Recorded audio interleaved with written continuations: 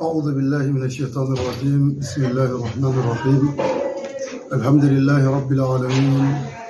والصلاة والسلام على سيدنا محمد المبعوث رحمة للعالمين وعلى آله وأصحابه أجمعين، صلاة يرفع الله بها الهمة ويكشف بها الغمة ويعز بذكرها الدين. اللهم إنا نسألك الخير كله عاجله وآجله ما علمنا منه وما لم نعلم، ونعوذ بك من الشر كله عاجله وآجله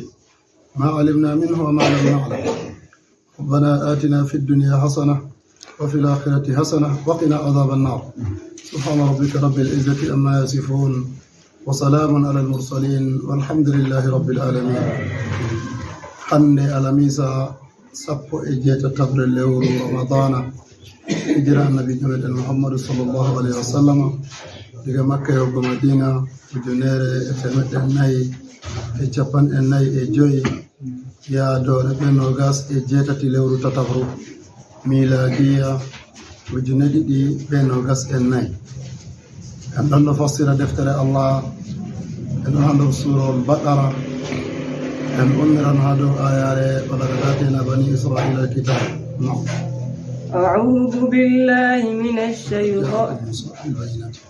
أعوذ بالله من الشيطان الرجيم. بسم الله الرحمن الرحيم. ولقد جاءكم موسى بالبينات ثم اتخذتم العجل من بعده وأنتم ظالمون. أعوذ بالله من الشيطان الرجيم. ولقد جاءكم موسى بالبينات ثم اتخذتم العجل من بعده وأنتم ظالمون. ولقد حقيقة جاءكم موسى النبي موسى وردنيون بالبينات بهجاج ثم اتخذتم العجل nden on jogiti ngaari on waɗi ɗum deweteeɗo min baadihi ɓaawo maajum wa alhaali yaake man antum onon zalimuna on toñiiɓe yonkiiji muɗum. ayare ɗo nde ɗo jokka dow ayaje ɗe en jangi caaliɗe sappo ma ayare keña. ayi hamɓe bani israila ɓe salli nuɗɗingo annabi sallallahu alaihi wasallam ngam hasadaku, nden to defte jomirawo wi ɓe nuɗɗina ko allah jippini dow maɓɓe bo sey ɓe mbi'a ɓe nuɗɗinan be ko woni ha maɓɓe tan, ko luuti ko woni ha maɓɓe fuu ɓe hufranan ɗum, mana wala ko yaani ɓe ko jippi ha annabojo feere, ɓe heenitiri ko woni ha dow maɓɓe. to on jomirawo sey wiyata walaqad jaakum musa bil bayinati, ay annabi musa warani on be hujjaji, o warani on be nanta deftere tawreta, o waddani on be sawru ɗo laati ɗum mujiza ha maako, o sekani on maayo, nden o jippinani on mannu be salwa, o ɗonani on ruldere, o feccani on ndiyam ha hayre, o waɗani on ni kujeji feere feere ɗi pat woɗi hujjaji tabbitinta laaminka ko allah, tabbitina annabako maako ha moɗon. amma be banni pat tumma takastumul ijla min baɗihi, ɓaawo on arti on laari ayaje ɗo, on laɓɓini kiitaji allah, on laɓɓini ɗum goonga diga allah, si on lori on hoosi ngaari on mbi ngaari on ndewata. tumma takastumul ijla min baɗihi, ɓaawo hujjaji ɗo pat bayyinatu ɗo warani on, hujjaji ɗo ɗi warani on, ɗi pat maji on ndaari ɗi, o seere weltinama dow man ko nandi e majum, ɗi pat maji ɗi warani on, nden on jogiti ngaari on ngaɗi ɗum deweteɗo min mbaɗi ɓawɗo ɗon. wa antum zalimuna, walali yake man antum onon bo on anda fa zalimuna, on toñiɓe yonkiji moɗon. to ayi ayare ɗo nde ɗo fista ko ɓe mbi ɓe nuɗɗintako sey ko woni ha maɓɓe tan. ay ɓe mbino wala ko ɓe nuɗɗinta sey ko jippi ha maɓɓe, ha annabijo maɓɓe, mana sey ko wari ha deftere tawreta tan. to ayi ɗo bo tawreta waɗi, tawreta man ɓe hoore maare ɓe nuɗɗinay ɓe hoore maare, ɓe nuɗɗinay nde, nden ɓe nuɗɗinayi hujjaji ɗi allah jippini nder soyde nuɗɗingo maɓɓe waɗi ɓaawo allah hokki ɓe nemaji ɗiɗo ɗo fuu, ɓe lori ɓe mbi ɓe rewa ngaari, mana ɓe rewi ngaari ɓe yeddiri ɗum allah, ɓe hufrini. to kañum jawra wi on toñi yonkiji moɗon be waɗugo banniɗo. nam وإذ أخذنا ميثاقكم ورفعنا فوقكم الطور خذوا ما آتيناكم بقوة واسمعوا قالوا سمعنا وعصينا وأشربوا في قلوبهم العجل بكفرهم قل بئس ما يأمركم به إيمانكم إن كنتم مؤمنين. ولقد آتينا موسى الكتاب وإذ أخذنا ميثاقكم ورفعنا فوقكم الطور خذوا ما آتيناكم بقوة واسمعوا قالوا سمعنا وعصينا وأشربوا في قلوبهم العجل بكفرهم قل بئس ما يأمركم به إيمانكم إن كنتم مؤمنين. ولقد آتينا موسى الكتاب ولقد أخذنا ميثاقكم وإذ أخذنا ميثاقكم وإذ سبتنا وقت الأكسنا من هوساني ميثاقكم القيمون نن ورفعنا فوقكم الطور من بامتي بو سير دو مودون وقلنا لكم من ويون خذوا ما آتيناكم بقوة جوجي ko jippi ha modon do be nanta sembe mana alqallah jabira ko do joge ngal be sembe waskuru ma fihi uzumatna bi quwwatum qalu sami'na wa asina wasma'u dowte qalu sebe mi sami'na min nani wa asina min yeddi wa ushribu dum jilliniri yidde al ijla ngari fi qulubihim ha perde mabbe qul wi'ube bi sama ya'murukum bihi imanukum ma hunde nden de imanukum imanu modon ya'murukum umraton bi be majum bi sande halli bi sama dum in kuntum to on latake mu'minina on nuddimbe kam to yi zakasna mi sadakum wa rafana faqakum tura ayare do lora wangitina be fewre mabbe to hado modi tafsir be biya e ko toggiti fi ayaje do bawo bo de artino de wari ay de fatmaje en salino de hako sali ayare arandere wala galatina musal kitaba en arti en sali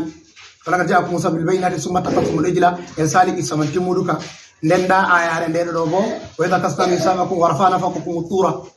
khuzuna ma atinakum bi quwwatin wasma'u to alari do dum toggiti halaman to amma wodi be tafsiru wi'ata qur'anu kangal be alari ngal do lo pat kala ne alari jomirawo wolwi hala o lori o lorniti kafu to hala arande ha be didaba kala aya refu ko de ke isangota hala ngota on amma dilala maju fere ayare arandere ko handitita ko hollata on fere ayare ndede do toggitande bo on hollata fere ayare haddo ay wari bawo arti yeccinen isandak ay beji mabbe hatto do limtugo ne maaji di jomira wadani be nden be ko be wattiti ne maaji man be mudu nden haddo bo be aaji hambe be nuddinta ko kodume se ko jippi ha mabbe ngel jomirawo se wadi ka wadango be ta hakkumo to ay diga kalima taqtuluna anbiya allah e ko wadi on barata annabo en Allah to on bi on nuddinta ko se ko jippi modon tan e ko wadi on barata annabo en Allah nden e no wadi jomira hokki annabi Musa ayaje nden on lori on rewi labo ngari ma hodo don nden e no wadi jomira hosani on alqawl izakalla misakakum wa rafa'a fawqakum tura nden jomira lori hosani on alqawl o bamti hosere do modon huzuma atenakum be quwwatin wasma'u joge komi waddani on do be nanta sembe nden wasma'u bo dowte wasma'u haddo en andi sam'u mana majum halunga dum nande on to amma jawabu khidabu do wolide de do sappa en wasma'u haddo do dowtare on ay jomirawo wibe be joga alkol ngal be hosani ben be joga alkol boni ha tawreta be joga sharia joni ha tawreta do nden bo be dowtana Allah mana baawo na way nanugo jezinu tan e iba dole se amalu bo tabita huzumatina be gota waswahu qalu se be bi sami'na wa asayna min nani ko awi min yeddi bo to haddo woni ne bande do wolwana hambe bani israila arande en be agare en fu ha bolle godde der modi be tafsiru diga arande en man be wonube zamanu annabi jofu ay jomira do siptirina be ndeni be mbi wala ko be nuddinta sey ko jippi ha maɓɓe to ayda alkawal ngal jomirawo hosaninoɓe jippinini bo deftere tawreta ha dow maɓɓe nden weltini hosere dow maɓɓe ɓe joga deftere tawreta ɗo ɓe gonga nden ko hosini ɓe alkawal bo ɓe ɗowtana Allah sey ɓe mbi ɓe nani ɓe yeddi to ay wi'ugo maɓɓe samina wa asena fisti konngol maɓɓe wala ko ɓe nuɗɗinta sey ko jippi ha maɓɓe kam nden konngol maɓɓe samina wa asena ɗo fotan be wakkatiyel jomirawo umri ɓe umroje ɓe sali umroje ɗuɗɗay jomirawo umri ɓe sali ay diga arande jomirawo umri ɓe jaɓa tawreta ɓe ɓe jaɓata ko sene weltini hosere ɗo maɓɓe ay ɓe sali on nden nonnoon wakkatiji jomirawo umri ɓe hirsa nagge ay ɗo maɓe sali ɓe wartiri ka bajjance on sende hujjaji laaɓani ɓe nden ɓe lori ɓe huyi nden jomirawo umri ɓe nasta wuro baytul muqaddasi ɓe wi lannat kulaha abadan ma damu fiha fasabanta rabbuka faqatila inna ona aidun min nastata wuro man ay jomirawo umri ɓe waɗa ɓe sali nden nda ɗo bo jomirawo ɗo siptirina ɓe hosini ɓe alkawal husumatina ko mbi goti jaɓe ko mukko ɓe somɓe wasma u ɗowte jawabu moɗon ha nokkure mo mbi on nani on yeddi mana ɓe sali to haɗɗo modi ɓe tafsiru wi aa ɓe bolwi kalimawol ɗo on samina ɓe nani kam amma a sena bo mana ɗum majas on ay kuuɗe maɓɓe on holli ɓe nani ka amma ɓe yeddi ɓe sali hurugo ɓe on dema woɓe bo nder modi ɓe tafsiru ɓe jeehi ɓe mbiya ɓe wolloyi kalimol saminama a sanama kuuɗe maɓɓe on holli ɓe nani ɓe yeddi man ɗum woɓɓe bo nder modi ɓe tafsiru yehi ɓe wi aa ɓe wi ɓe sali ngam ɗume on qara inu man ay jabaraɗo wi ɓe nasta ɗo baytul muqaddasi ɓe wi ɓe nastatako to kanjum wa ushribu fi qulubihim al ijla bi kufrihim jabara wi o jillidir yidde ngaari ha ɓernde maɓɓe to haɗɗo modi ɓe tafsiru fassiri kalimol ushri muɗo woɓɓe nder maɓɓe ɓe mbi annabi Musa man fewni goɗɗum waɗi faandu nden o fewni goɗɗum nder nagge man o wiɓe ɓe wara ɓe yara yiɗɓe ngaari fuu se o sendidiri yiɗɓe ngaari man rewɓe ngaari be ɓe reway ngaari ko kuma ɓe yidde ngaari nasti ha ɓernde muɗum be ɓe yidde ngaari nasti ha ɓernde muɗum to amma ka lafka ɗum inaya on ko e ɗum isti'ara on haɗɗo ha bala ɓe balanga ko ɗum majaz on mana ishrabu kalimol shurbu yarugo hunde ay hunde nde a yari nde nastan ɓandu maɗa fuu muɗum to ni a yari ndiyam masalan to ɗam nastan ɓandu maɗa diga nguɗumre maɗa ha nanta kosɗe maɗa e ɗeli kosɗe maɗa kanjum waɗi modi ɓe ɗibbuɓe ɗo mbiya alma'u maɗiyatu dawa'i ɓe ɗo wiya ndiyam kanjum woni mba'antewa njaram fe lekki to goɗɗo o nyawɗo o yari lekki to o yari lekki ɗo o ayi lekki wonɗo o hawti be ndiyam o yari to lekki man ndiyam ɗam o yari ɗo hosan lekki man wancina ɓandu mako fuu muɗum to andugo hunde to goɗɗo yari nde jillinan ɓandu mako pat kanjum waɗi jomirawo waɗi isti'ara hakkalimon ɗo wi wa ushribu fi qulubihim al ijra bi kufrihim to woɓɓe ɗo fassira wa ushribu ɗo do jillidirgo tan mana yidde ngaari waɗi ta makkuno ha ɓernde maɓɓe ha jillini ƴiƴam maɓɓe be nan tan ndiyam ɓandu maɓɓe ɓe mbosan ɓandu maɓɓe wa ushribu fi qulubihim al ijra ɗo holla hamɓe fantugo yidde nayi no woni ha maɓɓe to haɗo ɓe mbiyata bani israila nayi ɗum jawdi maɓɓe on kanjum waɗi ɓe rewi ngaari fuu nden kanjum waɗi hamɓe ɓe ɓuri yiɗugo nayi dow geeloɗi ay kilafu araɓɓe hamɓe ɓuri yiɗugo geeloɗi dow nayi kanjum waɗi ha nder riwayaji annabi joɗen sallallahu alaihi wa sallam ɓe ɗo gaddana mo nagge amma to o waddi ɓe gaddini o wiya ɓe kirsole ɓe gaɗa sadaka o sigata ngel ngam dalila ɗum jawdi nayi jawdi yahudu en nden bo en anndi ɗon nder nayi nagge al'ada nagge jarriban ɓernde koɗeke dabbawa fuu be sifa amma nangan ɓernde ɓi adama diga seɗɗa ha ya warta goɗɗo yiɗa nde ha fanta ha ya warta wawata ko sendira be maage to en anndi en ɗo yiya ɗum hamarɓe nayi to kanjum waɗi haɗɗo modi ɓe wiyata yahudu jawdi maɓɓe ɗum nagge on be zahiri ayara ɗo bo wa ushribu fi qulubihim al ijla kanjum waɗi ɓe yiɗi nagge ɓuri no ɓe yiɗiri ko ɗume fu ha kanjum waɗi ɓe rewi ngaari fuu ha nder maɓɓe to kodeke en andi modiɓe tafsir bolli bolle ɗuɗɗe ha nder ɗo amma goɗɗum sahan goɗɗum sahata ko enen ni en kosan zahiri ayaji no fasiri en gaɗa bakkili dow majum to wawtil mufiqul ijra bi kufrihim ngam satugo keferaku maɓɓe on waɗi yidde ngaari jillidiri ha ɓerɗe maɓɓe ha ɓe rewi nde nden jomirawo wi qul bi'sa ma yamurukum bihi imanukum ay ɓe mbino hatto wa qalu ay wakkati jomirawo wiɓe aminu bima anzala wa qalu numinu bima unzila ilayna wa yakfuru numinu bima unzila alayna wa yakfuruna bima wara'ahu wa huwa al-haqqu musaddiqun lima ma'ahu ay ɓe mbi hamɓe ɓe nuɗɗinan ko jippiɓe to jomirawo wiɓe ɓe nuɗɗina ko Allah jippini sey ɓe mbiya aa minon min nuɗɗinan be ko jippi ha amin minon tan to kanjum jomirawo sey waɗani ɓe tahakkumo haɗɗo ɓe mbolino alkalimol bisa keña ay halli imanu maɓɓe ɗo ko umrata ɓe bisa ma yamurukum bihi imanu ko imanu moɗon umrata on irum gedde ɗo be kufru ɗo be irum rewugo nagge be irum lutugo umroje ɗeɗa ɗo diga kakiraɓe moɗon ha wari onon ay imanu mum man halli in kuntum muminina to on laatake on mumini en kam nam قل لكم الدار الآخرة عند الله خالصة من دون الناس فتمنوا الموت إن كنتم صادقين قل إن كانت لكم الدار الآخرة خالصة عند الله من دون الناس فتمنوا الموت إن كنتم صادقين قل ويوي أنا النبي صلى الله عليه وسلم إن لتوي الدار الآخرة سار الآخرة كان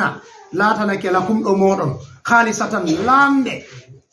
من دون الله كلوتي ويدي غيان الله فتمنوا الموت يلي مايدي إن كنتم صادقين من دون الناس ويدي غيان يمبفو فتمنوا يلي الموت مايدي إن كنتم صادقين تو لا تكي أن غمدو بكم تاي هم يهودو ها أعيدا ما بيكو بنوئني بمبي لاهيرا كجيما بتان هم بتان ماري لاهيرا مانا هم بتان ماري الجنة أي انتون كاي سوتو هذا بيتا وقالوا لن يدخل الجنة إلا من كان هودا أو نصارى تلك أمانيهم قل هاتوا برهانكم إن كنتم صادقين أي بمبي ولا نستو الجنة سيتو قطو يهودو جو هو نصارى هم بتان نستطع الجنة تونن أي أمبولينو كإمبسر كان يلاماجي تشالي دي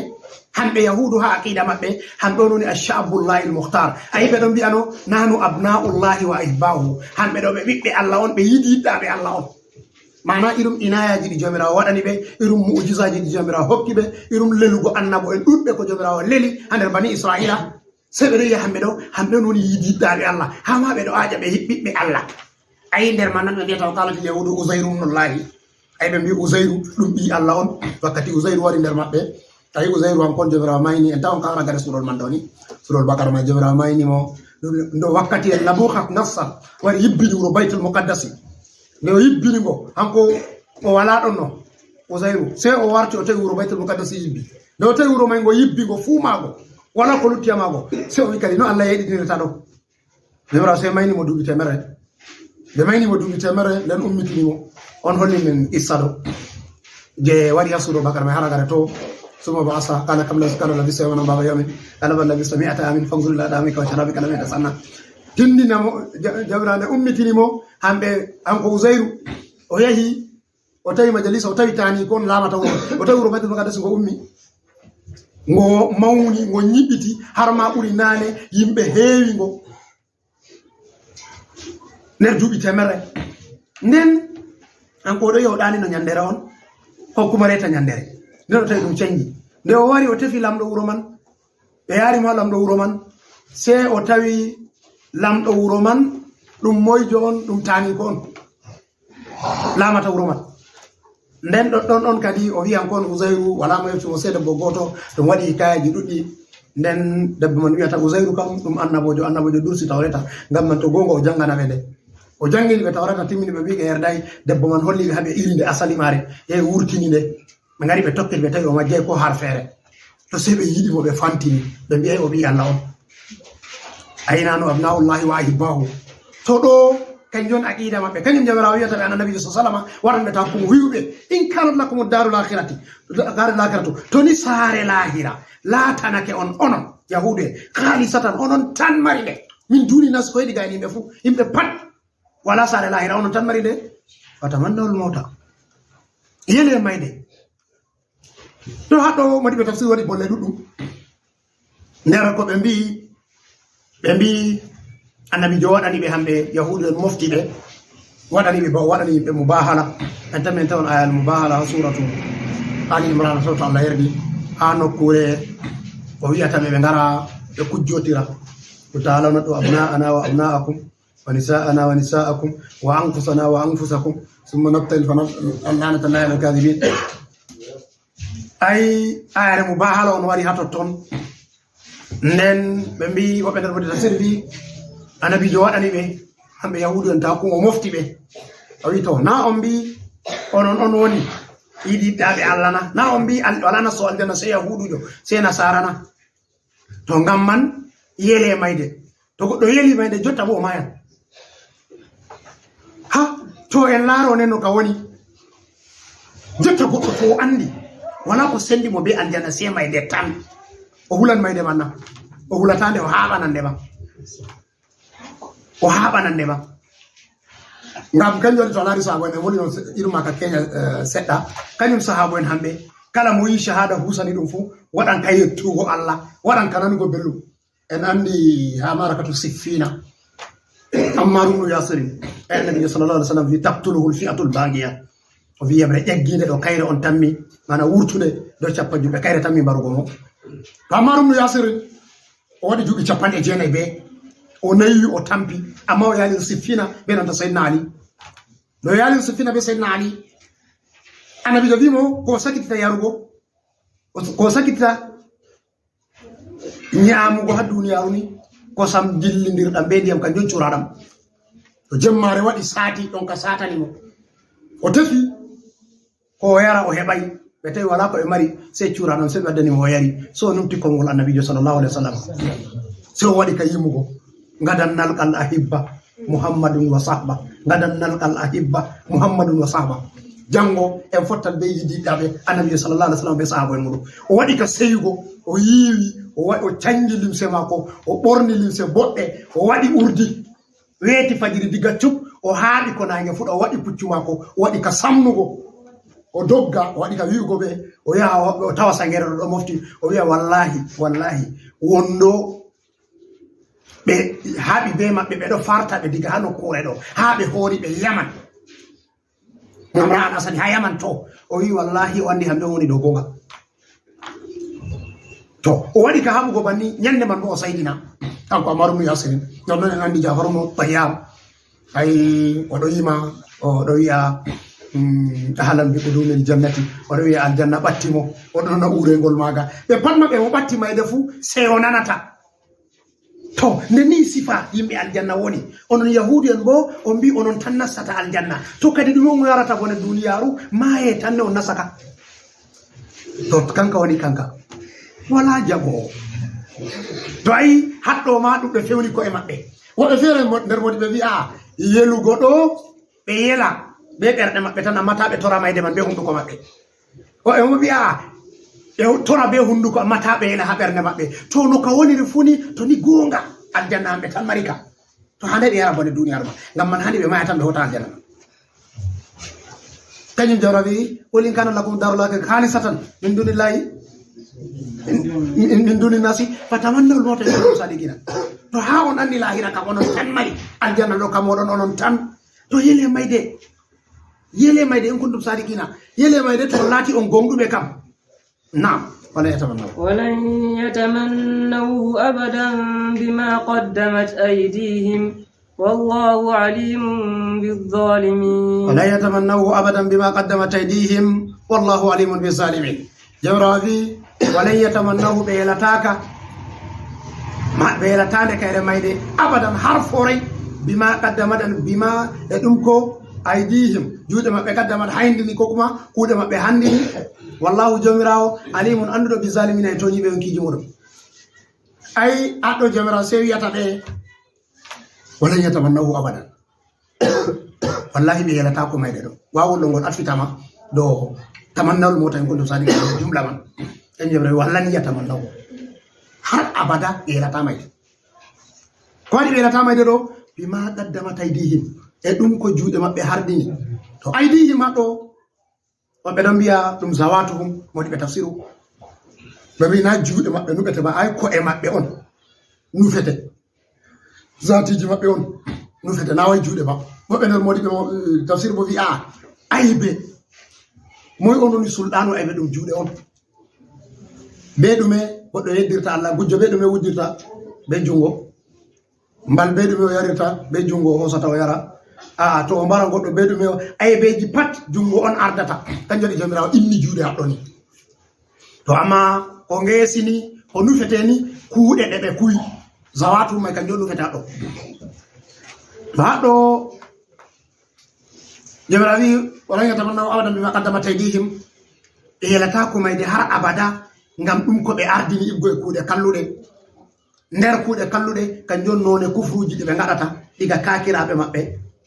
irum yeddugo Allah ko ɓe yeddata irum habaru maɓɓe no waylitirta tawreta caññande waɗa giɗaɗi yonki muɗum irum imanuji ɗi ɓe mbiyata ɓe ɗon nuɗɗina ha zahiri alhaali bo ɓe nuɗɗinta e irum ko ɓe wadata ɓe ummatore annabi sallallahu alaihi wasallam e irum toñangeji ɗi ɓe toñata kañum jomirawo wiyata wallahu Allah alimun anduɗo bi zalimina e toñiɓe yonki muɗum ayi Allah ɗo andi toñande nde ɓe toñata kanjum waɗi de annabi jomirawo wi annabi jo waɗanaɓe ta hakkumu banni ha a goɗɗo aljanna ka ɗume a huwata duniyare mon ko a wonnata wakkati maɗa dillugo ha aljanna may ɓuri haɗɗo ɗon ɓe mbiyata hadis o lollugol on annabijo sallallahu alaihi wasallam wiyata almuminu kulluhu khairun hayatuhu khairun wa mawtuhu khairun yettugo ha imanu kanjum woni saɗi amma ñande imanu tabiti waɗi rusuhu ha ɓernde ɓi adama to ngendam be mayde fof fotanammo o mayima ɗum khairun ha mako o yeeɗima ɗum khairun to no sifa to o mayi o hotan hine Allah on tan ngam Allah arti yerdimo radiyallahu anhum wa radu anhu o arti o yerdi Allah Allah yerdimo to ɗume feere lutti a hulan yahugo ha gerdaɗo maɗa na a hulan yahugo ha giɗo maɗa na giɗo maɗa yiɗi fottugo be maɗa amma yiɗi fottugo be makko nonnon to bo a lutti ha duniyaru bo ɗon bo nde weeti fo aɗo ɓedda a kawun maɗa on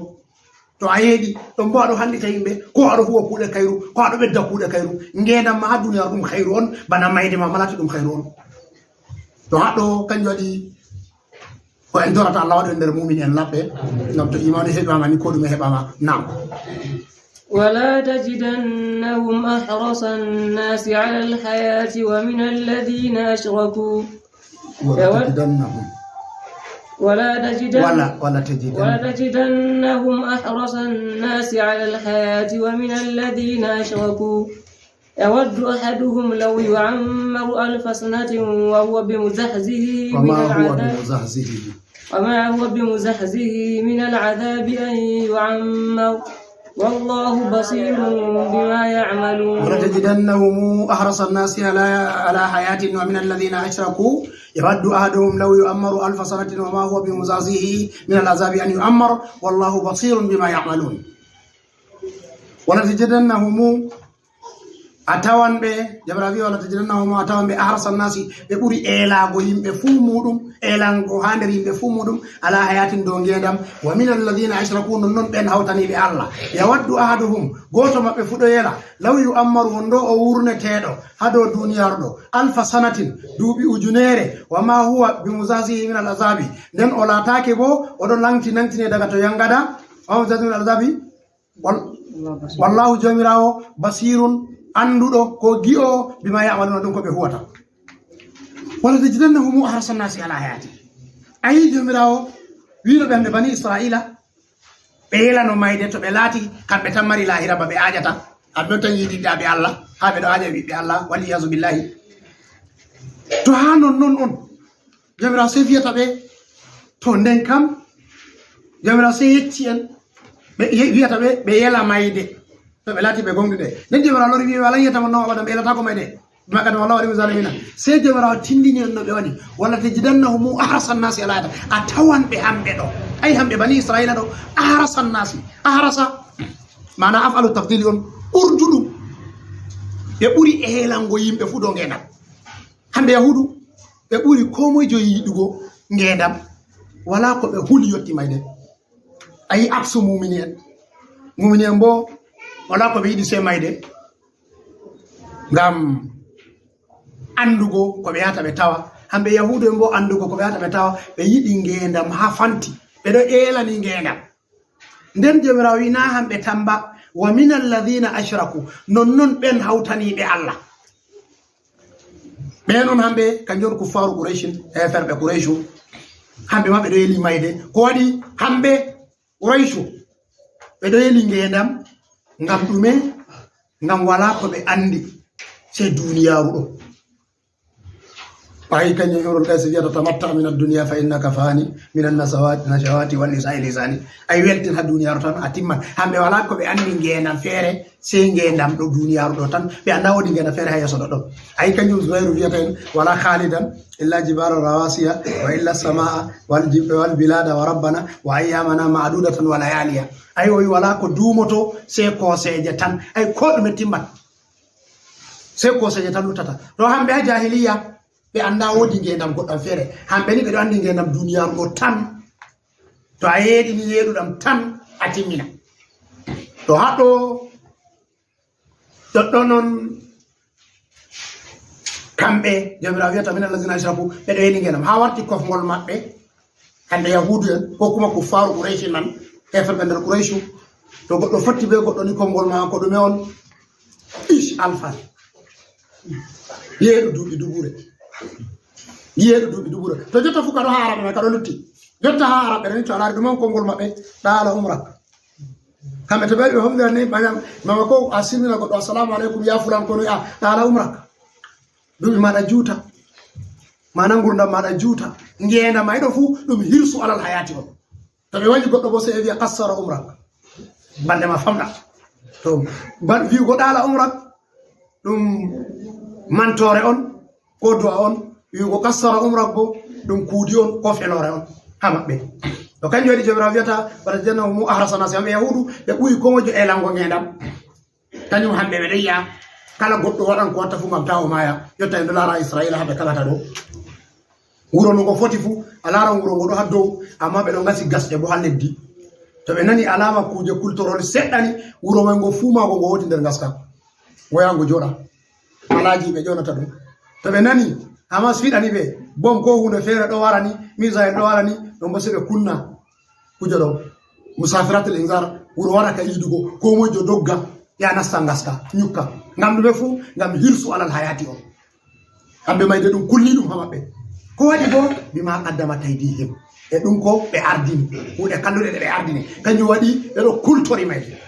haɗo jomirawo wiyata en wala janna mu arsalna salata min allazina ashraku yawaddu adamu law amara alfa sanati ay goto maɓɓe fu ɗo yela wondo o wuranno duuɓi ujunere ha dow duniyaru wa ma huwa bi muzahsihi anil azabi nden o laataki bo oɗo nantine mana duuɓi ujunere ɗo mana o laatatako nder duuɓi ujunere ɗo o accatako duuɓi ujunere ɗo accantamo haɗatamo yangada nantintamo daga to du yangada hanko damay mo hanko o yeeɗa ɗo tan haaje mako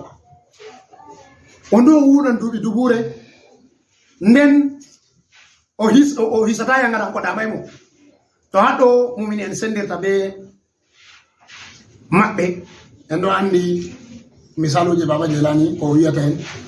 on ɗo a lawkete ngendam duuɓi dubure a yeeɗa to a yeeɗi duuɓi dubure ɗo bo hokkama laamu duniyaru fuu nden ɓawa hokkama laamu duniyaru bo hokkama jamu bo nden lora hokkama jawdi duniyaru ɗo fuu nden ittanama konneyen bo alata wala konnejo ko goto a duuɓi ujunere ko to nder duuɓi ujunere ɗo amma kuje gotel tan ɓe haɗete kanjon a mayrata imanu to wala ko goɗɗo hotta be maji ɗi fuu a wala haaje duuɓi temere ma duuɓi ujunere ma a wala haaje laamu duniyaru ma a wala haaje jawdi duniyaru ma a wala haaje ko ɗume ndikkanama imanu ma to ayi haɗɗo on imanu ɓurdi ko ɗume fu imanu ɓuri duniyaru be ko woni ha nder maaro fu on ɗo ɓe hokkama duniyaru ma be ko woni ha nder maaro fu ɓe hosa imanu ma ni a jaɓatako to haɗɗo en sendiri to hamɓe yahude nano no mba hamɓe duniyaru man ɓurani ɓe imanu man kañum goɗɗo on ɗo o muuya o wuran duuɓi dubure histatamo yangara banko damay mo ndikka o wurani ha konngol woɓɓe nder waɗi ɓe tafsiru o kañum waɗi jomirawo wiyata wallahu jomirawo basirun ɗo anndi ko oɗo yiya bima yamanuna ɗum ko ɓe kuwata woɓɓe jangiri tamaluna to tamaluna kiɗaɓe mon warti ummatore annabijo sallallahu alaihi wasallam wolwante mana ande fa Allah ɗo andi ko yahudi en ɗo huwata to bo ya'maluna wariri to ɗon bo hamɓe yahudi en may jamirawo hamɓe on jamirawo hollanta ay ndano ɓe jiɗiri ngendam ngam jamirawo bo ɗo andi ko ɓe huwata na قل من كان عدوا لجبريل فإنه نزله على قلبك بإذن الله مصدقا لما بين يديه وهدى وبشرى للمؤمنين. قل من كان عدوا لجبريل فإنه نزله على قلبك بإذن الله مصدقا لما بين يديه وهدى وبشرى للمؤمنين. قل بأن النبي صلى الله عليه وسلم من أون كان ناتك عدوا وكنج لجبريل ملائكة جبريل فإنه أنكو جبريل نزله وجبني كان القرآن على قلبك يبرد ماذا بإذن الله يدعو يا الله مصدقا نقوم ليلبو بما بين يديهم أرتي هذا أرتو ده وهدى den bo dum kanda wa bushre dum albishir anko jibril o kanda on wa hude wa bushre o albishir bo lil mu'minina ha mu'minin ayare do kayre bo sanadi ko jippini de hambe yahudu en dar kongol won dar bodi be tafsiru e wi yahudu en fadaka kambe wodi mo yete abdullahi ibn suriya anko on ardibe e ngari ha annabi sallallahu alaihi wasallam o wiyata annabi jo do mari jami to annabi jaabi mo jami man anko bo o tokkan annabi jo ngam ami me wala ando woni si annabojo ndar maji o jami annabi jo eno do yidi annabi jo woni eno annabi jo danirta annabi jo se wiyata mo tanamu aynaya wala yanamu qalbi o yigite am do kado dana amma bernde am dana taako to haydo kanyon do di jaabe Allah fu mu ngam wala no be danira to haddo se o jami jamol didabol bo nder ko o jami o yata ɗume on Allah harmini ha bani israilu mana ɗume on annabi yaquba harminani hoore muɗum annabi yaquba annabi seccimo annabi yaquba o ñawi ñaw catungu nden o wiyata Allah to yamɗinimo daga to ñawɗo o harminan ko ɓuri yiɗugo to ɗume on o ɓuri yiɗugo kanjon kusel ngenoba ɓe kosam ngenoba o kanjon an ko israilu nde o yambiti annabi yaquba so o harminani hoore makko ñamugo kusel ngenoba o harminani hoore makko yarugo kosam ngenoba nden ɓe lori ɓe ƴami nder ƴami man ɓe ƴami ɗuɗɗum ƴami ɗuɗɗum ko abdulamin suuriya o ƴami hay kanjo o ƴami ko israila harminani hoore muɗum nden o lori o ƴami ɓeyɗi annabijo sallallahu alaihi wa sallam to nden nder ƴami man se o ƴami e moy waddanta annabijo bo ndulal to annabijo se wiyata mo ay malaika jibril waddata o wi a wonni haala may pat ay jibril konnejo amin on ngam jibril hanko jippinta ya ngada hanko on jippinta masiboji ay hanko on halki gure saddum ay hanko on telɓino yimɓe annabi salihu hanko on halkino yimɓe annabi shuaibu ɓe ɗiɗorde fuu to haɗɗo o wina jibrila ɗo warda be nante caɗɗo hanko waddata kokke hanko waddata boneji fuu ɓe yiɗa jibrila konnejo maɓɓe on nden dikka to mikaila ɗum malaikajo hinnayi on hanko oɗo waddana ɓe toɓo oɗo waddana ɓe riskuji oɗo waddana ɓe barkaji to haɗɗo ayi hamɓe hanko blame suuriya banni o waɗi ɓe annabijo sallallahu alaihi wa sallam koye feere bo nder modi ɓe mbiya abdulahi salam on diga o silmayi o nani annabijo yehi ha nokkure feere ɗo huwa hange sangorka feere se o doggo yehi ha annabijo o wimi fanarekke ma Allah useni fu jaban kam ɗiɗo wala andoɗi si annabiɗo ayi nder man o ƴamini o ashratu sa'ati alamaji dargal nden o ƴamini ko israilu harminini hoore muɗum nden o ƴami haala mo jippinta wahyu ɓe mbimo jibrila so o wi ay jibrila ɗum konnejo yahudu en to moni ɓe tafsiru fottini ni hamɓe yahudu en ɓe yiɗa malaika jibrila hamɓe mikaila ɓe yiɗi to kanjum on sanadi ko jippini ayare ɗo to haɗo ayre ndo bar tafsiru jiddi kalimol jibril man fere magol modi be riwaya no jangiri fere nane ma en bi kala no riwaya wadiri fu tafsiru bo tokkan riwaya to haddo wobe fere jangiri jibrila man imam nafi no jangiri wobe fere jangiri jabarila wobe fere jangiri ibnu kathir o jangiri jabraila wodi be jangiri jabrayaila wodi be jangiri jabarana to riwaya jini do duddum goddi sata ko be mbere bana ibnu kasir anko ko de jangirta jabraila mikala o hoja nabi sallallahu alaihi wasallam do janga ayare do man jangani mo man kana aduwan li jabrila wa mikala o wi diga jande be banno jangirta wala ko ta wata jangir mo waji to se dum lati dum irama kon nder riwaya ji mako kanjum wobe jangiri jabrila o fere jangiri jibrila o fere jangiri jubrila to dum on mana jibrila kanjum ima baso vieta jibru be miku be isru di fuumaji dum inde maccube Allah ko marabe Allah kanjum do nufata jibru do nufa maccudo Allah maccudo ilu dum inde Allah on halunga ibraniya kanjum wadi atawan inde malaika en futimiran jibrilu mikailu ngaliban fu der malaika en to anani inde timmiri ilu ni do nufa maccudo Allah ko marado Allah to wobbe fere be bi'a jibru halunga ibrahim do nufa khairu be barka ilu mana khairu dum wurti diga jomirawo khairu be barka de wurti Allah wo fere do wi'a kalimol jibru on nufa al quwwatu on ay di patmaji ko jomirawo jonir jibril man bi quwwatin inda dhil arshi makin to haddo anko jibrila en bollino hala mako nde ato ande o tagano o tagira ay anko ronder malaika Allah arti tabu anko jibrila man ay en andi be don bollona en ay dum on Allah arti tabu bi an-nur an-nabi sallallahu alaihi wasallam wodi an-nur o lara dubi kaza bako dubi kaza man no ha hosi dubi ba kaza den jawra tagi kalam lawbu be kalam to mana o don der takle ko Allah tagi arti tabu hedde ko fudda takle e godde ferema bako dum yaadu yotta hata stitu haya yotta ha en goni jotta do mana zamanu dundu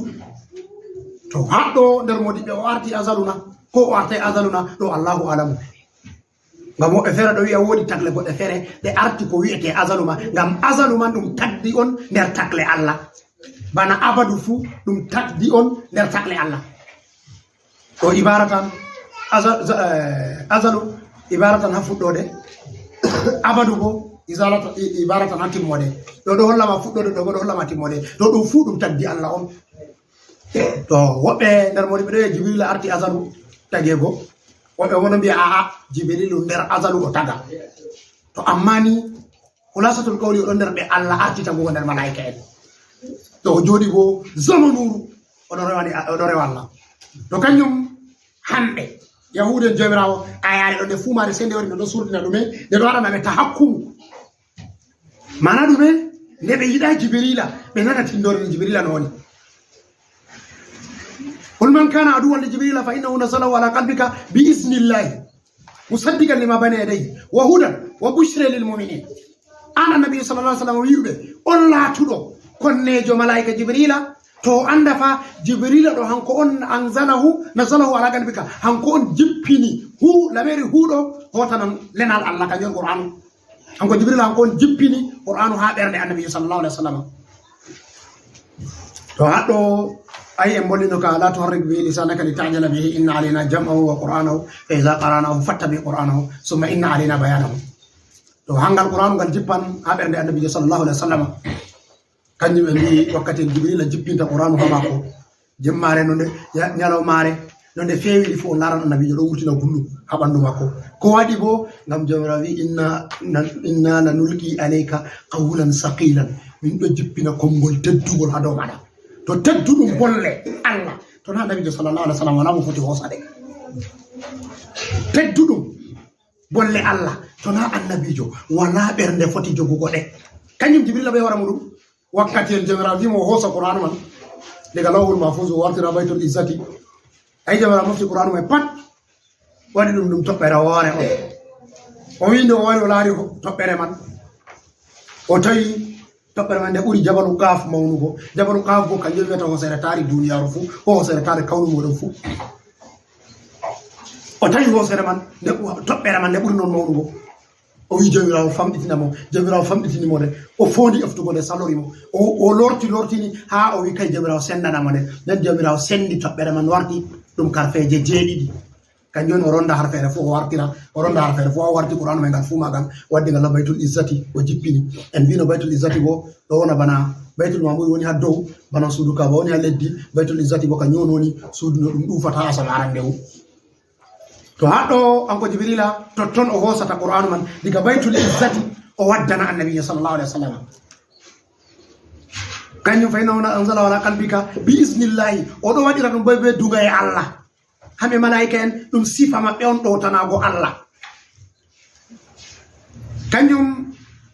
jomirawo se maniri modo o do jippina ngal haberne maada nen be duga e Allah nen musaddiqan lima bayna yadayhi hayre ko o jippina do bo de do gongdina defte artude fu kayre alqurani de do gongdina defte artude fu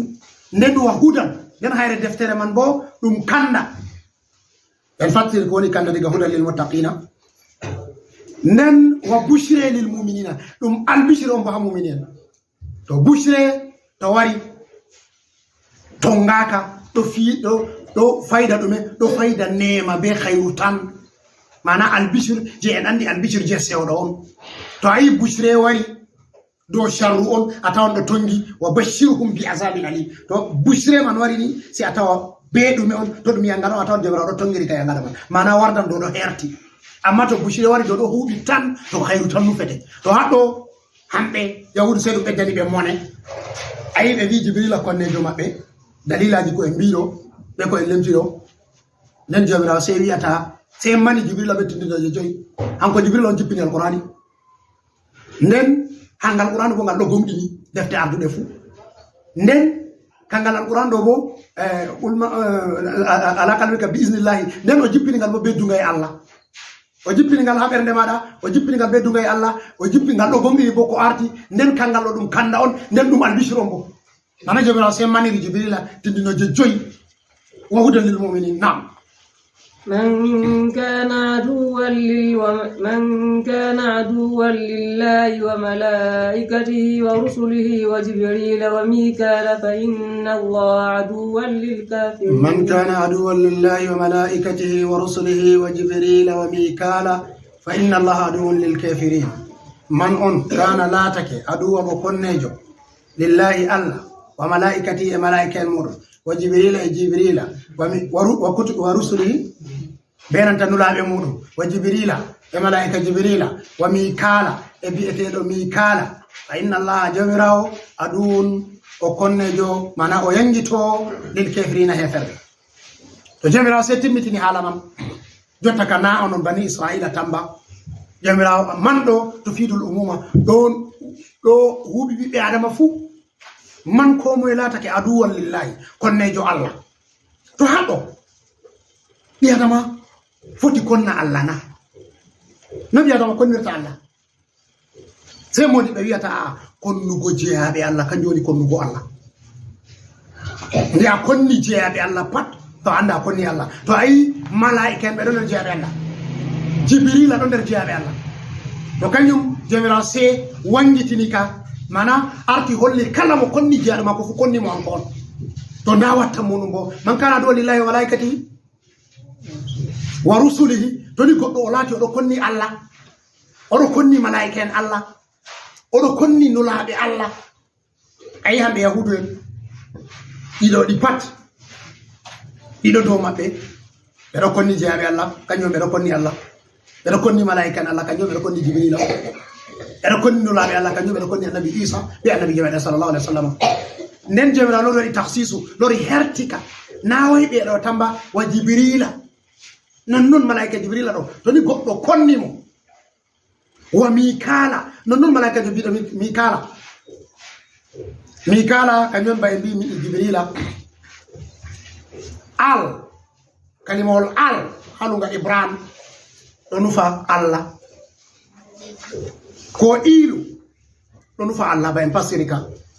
to kañum to a wi mikal ayi haɗɗo ma wi maccuɗo allah to mikailu ankon heddini risque uji ayi malaika me ko mo be ko huwata amma wot ko allah heddini mo ha shaniji meɗen jibrila hanko aminul wahyi on hanko jomirawo waɗi o rasulu o nilaɗo allah ha annabi ɓe adama ɗum jomirawo waɗata ko mubashara wama kana li basharin an yukallimahu llahu illa wahyan aw min wara'i hijabin aw yursila rasulan fayuhi bi amrihi ila man yasha jomirawo ala no wolina ɓi adama mubashara tan si annabi musa feere muɗum sey bo annabi jomen sallallah alih sallam nde waɗi israo o kañum jomirawo to wollona ɓiɓɓe adama ɓe fuu maɓɓe sey o nelannulaɗo to mo on hettina hande le gonɗuloɓe ɓe ɗo kañum woni jibrila feere muɗum to nen mikaila bo hanko bo kankon jomirawo hettini risque uji risque fuu muɗum ɗo moɓa ha toɓo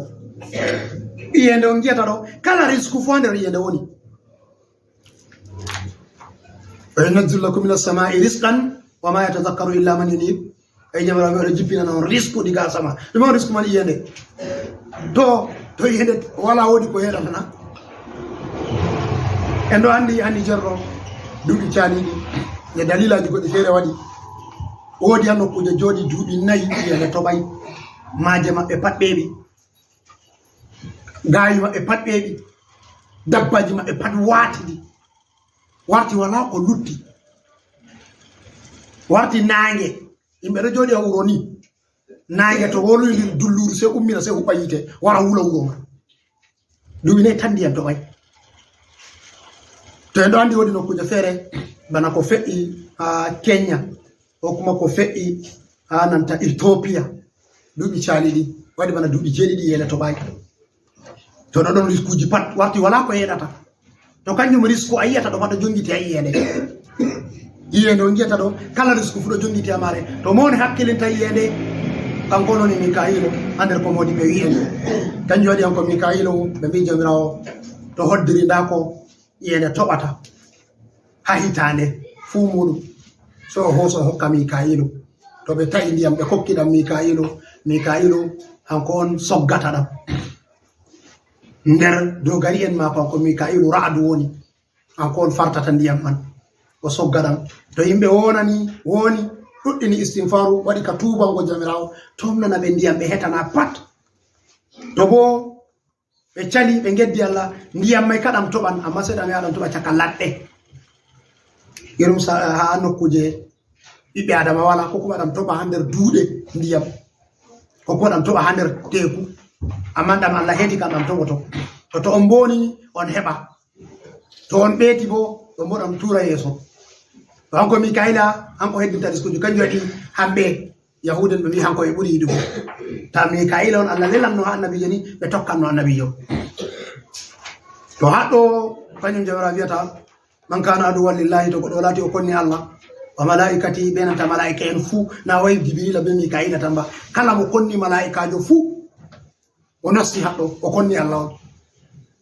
on non nder rusuli kala mo konni annabo en Allah pat o nasti haɗɗo modi ɓe wiyata to a nuɗɗini annabo en fuu a yankiri annabojo goto to imanu ma nafayma a hufri on dole a nuɗɗini annabo en ɓe fuu maɓɓe ta sendita ko goto ngam ɓe pat ɓe lelaɓe Allah on kodeke sheri annabijo en kurata amma annabo en luttuɓe pat en ɗo yerdi ɓe annabo en Allah leli ɓe en ɗo nuɗɗini ɓe bo en ɗon jiɗi ɓe en waɗan ma tawassulu be maɓɓe to non wa jibrila mikala non hanko malaika jibrila non mikaila fa inna allaha aduwwun lil kafirin jomirawo wi o yangi tan heferɓe jomirawo walano kalimol adu en passiri ɗum maka diga hañande toɗo ɗo